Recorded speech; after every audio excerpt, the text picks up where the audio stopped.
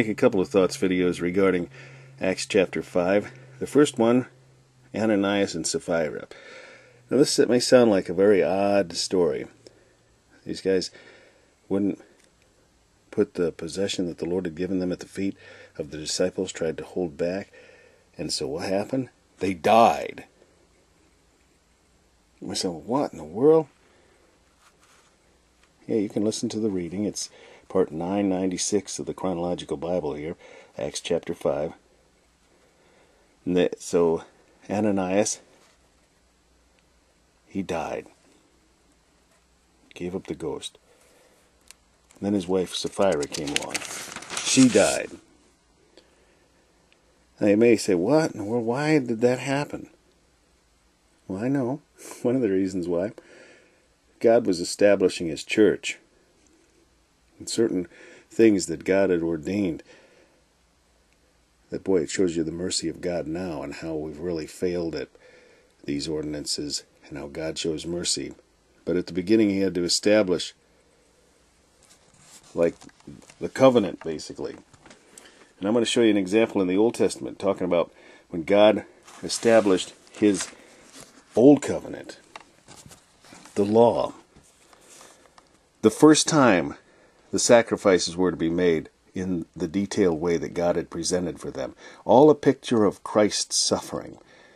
Very, very important that the details be done exactly as God had commanded.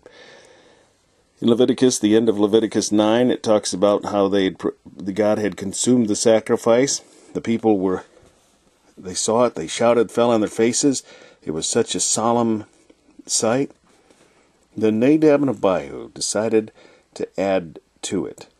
Took either of them his censer and put fire there, and put incense thereon, and offered strange fire before the Lord, which He commanded them not. There went out fire from the Lord, and devoured them, and they died before the Lord. This is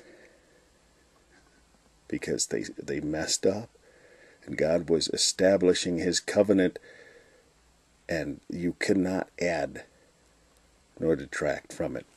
And God had to have that done in order to say, no! There were other instances of the similar kind of thing. Leviticus 24.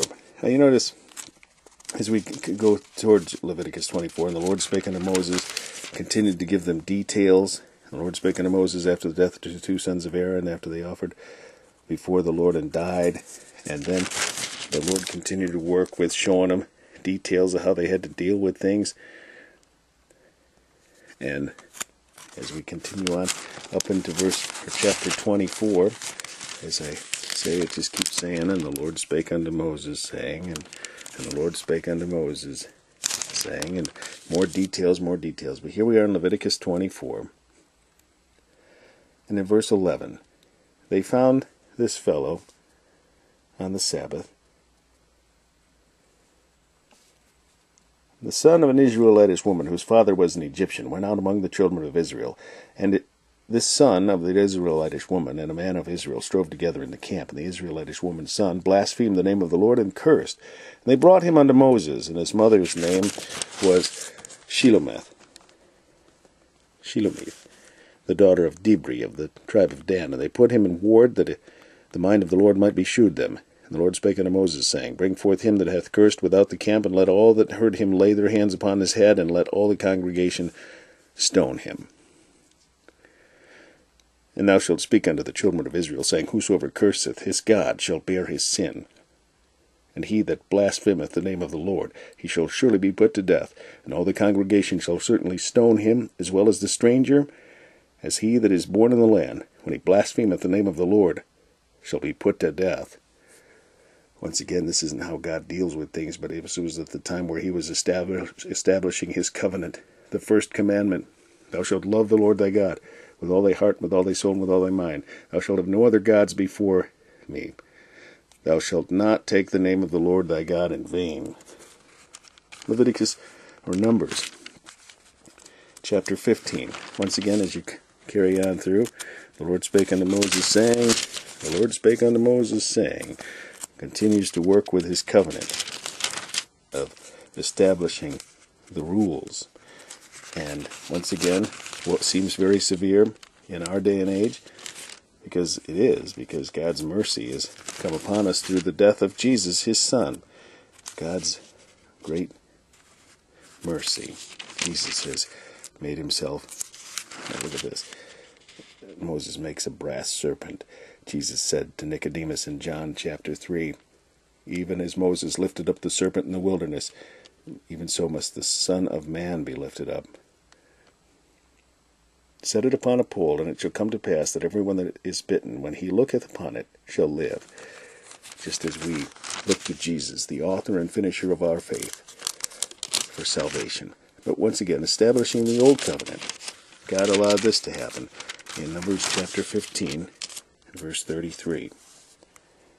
Seems severe once again. Atheists take this and they make a mockery of it. It's very solemn. Once again, it shows the mercy of God now. They found one who gathered sticks on the Sabbath day, brought him to Moses and Aaron and unto the congregation, and they put him in ward because it was not declared what should be done to him. And the Lord said unto Moses, the man shall surely be put to death. All the congregation shall stone him with stones without the camp.